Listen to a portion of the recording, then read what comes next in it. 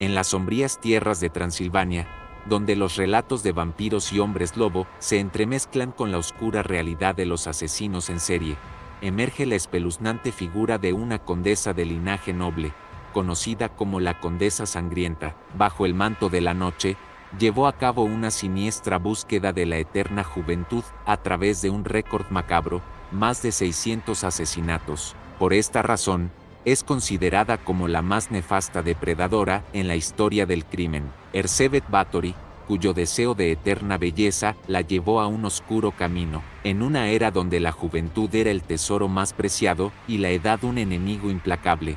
Esta noble se sumergió en la oscuridad para mantener su lozanía. Se dice que no vacilaba en derramar la sangre de sus jóvenes sirvientas y pupilas, sacrificando su inocencia en el altar de su vanidad. Un día, mientras paseaba por un humilde pueblo, se topó con una anciana marchita por el tiempo. Al verla se burló de ella con desprecio, por lo que la anciana la maldijo con una maldición oscura. Erzsébet se enfrentaría al inexorable paso del tiempo. Su belleza se desvanecería como las hojas en otoño. El sombrío capítulo se abrió poco después del deceso de su esposo, en un inocente instante de desafortunado tirón de cabello por parte de una de sus jóvenes sirvientas durante el peinado. La furia de la condesa se desató. Un bofetón contundente arrebató la sangre de la nariz de la doncella, marcando el comienzo de un oscuro y siniestro destino. Mas cuando las gotas de escarlata salpicaron la piel de Erzsébet, una revelación la envolvió. Donde quiera que caía, las arrugas desaparecían y su tez recobraba la frescura de la juventud. Fascinada por este hallazgo, la condesa creyó haber hallado el elixir de la eterna juventud. Convencida de que podría mantener su belleza inmaculada por siempre de esta manera, consultó a sus brujas y alquimistas. Con la ayuda del mayordomo Torco y la robusta Dorotia, desnudaron a la joven, la degollaron y llenaron un caldero con su sangre. Inmersa en el líquido carmesí, Erzsébet se entregó a un macabro baño para recuperar su juventud perdida. Se rumoreaba que mientras su esposo estaba ausente, ella mantenía relaciones íntimas con sirvientes de ambos sexos, y se murmuraba que cuando se involucraba con mujeres, era común que las mordiera salvajemente. Cuando el conde palatino Jorge Turzó llegó al castillo, no encontró resistencia ni a nadie que los recibiera. Lo primero que encontraron fue a una sirvienta en el cepo del patio, en agonía debido a una brutal golpiza que le fracturó los huesos de la cadera. Este horror era inaudito y captó mucha atención, pero al adentrarse en el interior, se toparon con una joven desangrada en el salón, y otra que aún respiraba a pesar de haber sido perforada en el cuerpo. En las mazmorras, hallaron a una docena de mujeres que aún respiraban, algunas de ellas con múltiples perforaciones y cortes que databan de las últimas semanas. Bajo el castillo, exhumaron los cuerpos de otras 50 jóvenes. El diario de Erzsébet detallaba día a día sus víctimas, hasta sumar un total de 612 mujeres torturadas y asesinadas a lo largo de 6 espantosos años. El lugar estaba lleno de toneladas de ceniza y serrín, utilizados para absorber la sangre que se derramaba de manera tan copiosa. Por consiguiente, el castillo estaba cubierto de manchas oscuras y emanaba un fuerte olor a descomposición. En este fascinante video, nos sumergiremos en el intrigante mundo de Erzsébet Báthory, la infame condesa sangrienta. Prepárate para descubrir los oscuros secretos y misterios que rodean a esta enigmática figura histórica. Bienvenidos.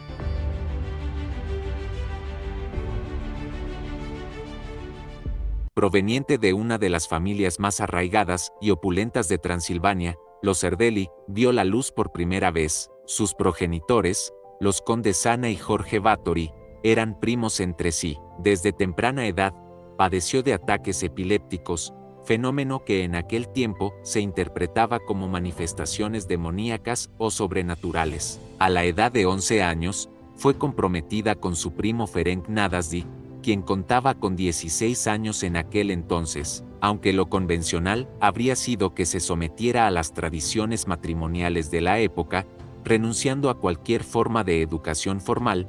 Lo cierto es que recibió una instrucción equiparable a la de los hombres. Dentro de su familia se destacaban prominentes figuras, como un cardenal, varios príncipes e incluso un primo que ocupó el cargo de primer ministro de Hungría. Sin embargo, también había individuos más excéntricos, como un tío que profesaba devoción por Satanás, una tía bisexual llamada Carla y un hermano mayor cruel y sumido en la adicción al alcohol. Y no podía pasarse por alto a su antepasado Vlad Tepes, conocido como el Empalador. Un año después, comenzó a vivir en su propio castillo para empezar a relacionarse con su nueva familia, pero cuando cumplió 13 años, quedó embarazada de uno de los sirvientes. Este incidente llevó a que la recluyeran en secreto en una fortaleza remota, donde dio a luz a su hijo. Tras el nacimiento, el niño fue sacado del país. A los 15 años, contrajo matrimonio con Ferenc Nadasdy, quien entonces contaba con 20 años. La ceremonia se celebró con gran pompa en el castillo de Barano y contó con la asistencia de más de 4.500 invitados, incluyendo una invitación extendida al emperador Maximiliano II, quien lamentablemente no pudo asistir. Fue Ferenc quien optó por adoptar el ilustre apellido de soltera de su esposa. Juntos se establecieron en el castillo de Kachtice, junto con la suegra de Erzsébet, Úrsula, y otros miembros de la familia, con el conde, ausente en el campo de batalla debido a sus deberes como general del ejército. Erzsébet comenzó a sentirse muy sola en el castillo. Es en este momento cuando la noble comienza a mostrar interés por el mundo del esoterismo, rodeándose de una oscura corte de brujos, hechiceros y alquimistas. Quizás impulsada por la desolación de la soledad, Erzsébet comenzó a aplicar algunas de las técnicas de tortura preferidas por su marido: insertar finas agujas debajo de las uñas de sus sirvientas, hacer que sostuvieran llaves o monedas al rojo vivo para quemarles las manos, o arrojarlas a la nieve, para luego echarles agua fría hasta que murieran congeladas. De cualquier manera, la crueldad de la condesa estremecía hasta los cimientos mismos de su castillo. El joven conde, la mayor parte del tiempo, lo pasaba en batalla en alguna de las numerosas guerras de la región, donde ganó notoriedad por su método de empalar a sus enemigos, lo que le valió el apodo de Caballero Negro de Hungría. Se conserva correspondencia entre Ferenc y Erzsébet en la que intercambian información sobre cómo castigar de manera adecuada a sus sirvientes, una práctica común entre la nobleza de Europa del Este en aquella época. La propiedad de esta pareja noble húngara era vasta, requiriendo un estricto control sobre la población local. La vida de la condesa se tornó tediosa y solitaria, obligada a permanecer en su castillo por orden de su esposo.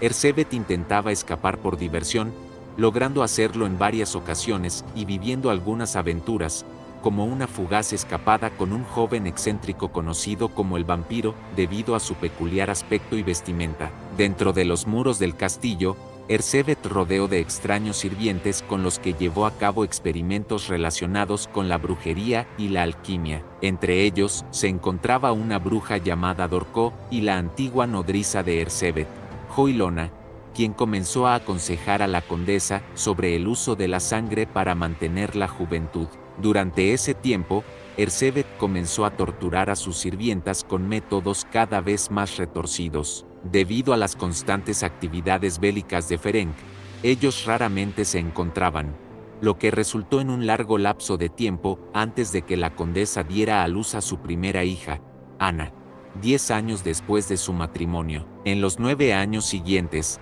Erzsébet también dio a luz a Úrsula y Catalina. Finalmente, en 1598, tuvo a su único hijo varón, Pablo. A la muerte de su esposo, comienzan sus crímenes. En primer lugar, despidió a su suegra del castillo, a quien odiaba intensamente, junto con el resto de la familia. Las sirvientas que ésta había protegido hasta entonces fueron llevadas a los sótanos y recibieron los castigos que Erzsébet consideraba que merecían. Esta situación dejó a Erzsébet en una posición peculiar como señora feudal de un importante condado de Transilvania, inmersa en las intrigas políticas de la época convulsa, pero sin un ejército para proteger su poder. Al mismo tiempo, su primo Gábor Báthory se convirtió en príncipe de Transilvania, con el apoyo financiero de la rica Erzsébet. Sin embargo, Gábor pronto se vio envuelto en una guerra contra los alemanes por motivos políticos complicados, lo que la ponía en riesgo de ser acusada de traición por el rey Matías II de Hungría. Viuda y vulnerable, se sintió más aislada que nunca. Fue en este momento cuando empezaron a circular rumores sobre eventos siniestros en el castillo de Cactice. A través de un pastor protestante local, llegaron historias de que la condesa practicaba abiertamente la brujería, especialmente la magia negra, utilizando la sangre de jóvenes muchachas, una acusación común en esa época y similar a las que se hacían contra judíos y disidentes. Además de su profundo interés en el mundo esotérico, Erzsébet mostraba una marcada inclinación por relaciones amorosas con individuos de ambos sexos, y sus visitas a su tía lesbiana, Carla Báthory, se volvieron cada vez más frecuentes, llegando incluso a participar en algunas orgías. La condesa no solo mantenía relaciones íntimas con sus doncellas, sino que también las sometía a todo tipo de castigos. A medida que pasaban los años, la belleza de la aristócrata empezó a deteriorarse gradualmente, lo que la llevó a preocuparse por su futuro. En busca de soluciones, Erzsébet consultó a una de sus nodrizas, quien le explicó que el poder de la sangre y los sacrificios humanos podían ofrecer resultados excepcionales, sugiriéndole la idea de someterse a baños de sangre. Según la nodriza, esta práctica era la mejor manera de conservar su belleza eternamente, y así lo hizo. Luego del incidente con la joven sirvienta que la peinaba, Erzsébet, a partir de ese momento, convirtió esta práctica en su obsesión, desencadenando una orgía desenfrenada de asesinatos, de los cuales se estima que superaron los 650, y que se prolongaron durante 10 años. Inmersa en esta espiral de muerte y depravación, Erzsébet adquirió una serie de artefactos macabros, entre ellos un terrible sarcófago conocido como la Dama de Hierro, en el cual introducía a sus víctimas para que fueran perforadas por los múltiples clavos que recubrían su interior. Durante más de una década, los campesinos de la región observaron el carruaje de la condesa vagando por sus tierras en busca de jóvenes engañadas con falsas promesas de una vida mejor fuera del áspero entorno rural. Aquellas que se negaban eran drogadas y obligadas a acompañar a Erzsébet a un castillo del cual pocas veces se volvía con vida. Inicialmente, los numerosos cadáveres eran enterrados con cuidado cerca de la fortaleza, pero con el tiempo, Erzsébet y sus cómplices no dudaron en dejarlos abandonados en los campos. Aunque la población local comenzaba a sospechar por la constante desaparición de sus hijas, el linaje aristocrático de la condesa le permitía continuar sus actividades asesinas impunemente. Los colaboradores de Erzsébet se encargaban de proveerle de jóvenes entre 9 y 16 años para sus rituales sangrientos. Sin embargo, a medida que aumentaba el número de muertes, el pastor comenzó a expresar sus dudas sobre las causas misteriosas y desconocidas de las muertes. En respuesta, Erzsébet lo amenazó para que guardara silencio y empezó a enterrar los cuerpos desangrados en secreto. Esta versión fue la que el pastor, quien la denunció oficialmente al rey Matías de Hungría a través de la curia clerical, afirmó. Debido a la escasez de sirvientas en la zona, resultado de los numerosos crímenes que ya suscitaban desconfianza entre la gente humilde, Erzsébet cometió el error que eventualmente sellaría su destino. Utilizando sus influencias, empezó a reclutar niñas y adolescentes de familias respetables para educarlas y tener compañía. Sin embargo, algunas de estas jóvenes comenzaron a fallecer prematuramente por las mismas causas misteriosas. Aunque las elevadísimas tasas de mortalidad infantil y juvenil de la época no eran inusuales, el número de muertes en el internado de Cactice era alarmantemente alto. Ahora, las víctimas eran hijas de la aristocracia menor, lo que otorgaba mayor relevancia a sus muertes. Con el tiempo, muchos cuerpos fueron ocultados en lugares imprudentes, como campos cercanos, silos de grano, el río que fluía bajo el castillo o el jardín de verduras de la cocina. Finalmente, una de las víctimas logró escapar antes de ser asesinada e informó a las autoridades religiosas. Desde el punto de vista psiquiátrico, Erzsébet Báthory representaría una anomalía que se desvía del patrón común de los asesinos en serie conocidos. En la Europa del Este de esa época, era común castigar de manera cruel a los siervos y pupilos, e incluso ejecutar a pequeños delincuentes de formas espantosas. Es posible que fuera sádica y aplicara métodos especialmente brutales para imponer disciplina, o que incluso obligara a sus sirvientas a participar en prácticas sadomasoquistas más o menos extremas, algo que no era novedoso para la nobleza de su época. Es muy probable que a esto se sumara una campaña de difamación debido a su apoyo a Gábor Báthory en la guerra contra los alemanes. La propaganda de este tipo para socavar el poder de un noble no era inusual en esa época y era bastante común en esa región geográfica. De todas formas, el rey Matías ordenó al luterano Jorge Thurzó investigar lo que sucedía tras los muros del castillo. Erzsébet carecía de fuerza militar para detener a los hombres del magnate húngaro cuando allanaron su propiedad.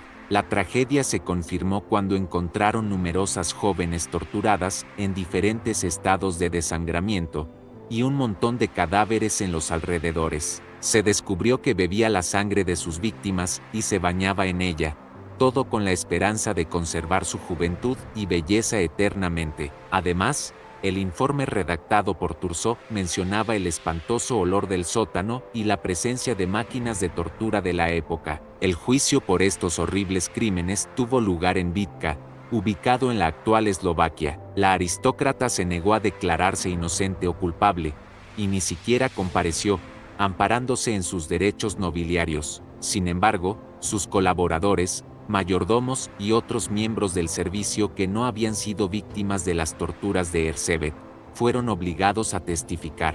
Juan Ujbari, uno de sus mayordomos, declaró que había presenciado el asesinato de hasta 37 chicas de entre 11 y 26 años. Como resultado, todos los cómplices fueron condenados a muerte por asesinato o brujería, excepto Erzsébet Báthory. Sin embargo, la legislación de la época no impedía que una aristócrata fuera encerrada de por vida. Erzsébet fue recluida en su propio castillo. Después de llevarla a sus aposentos, los albañiles sellaron puertas y ventanas, dejando solo un pequeño orificio para pasar la comida. Aunque el rey Matías de Hungría solicitó su ejecución por las jóvenes aristócratas que habían muerto a manos de Erzsébet, su primo logró persuadirlo para que aplazara la ejecución de la sentencia de por vida. Por lo tanto, fue condenada a cadena perpetua en confinamiento solitario. Esta sentencia también implicaba la confiscación de todas sus propiedades, un deseo que Matías había albergado desde hace mucho tiempo.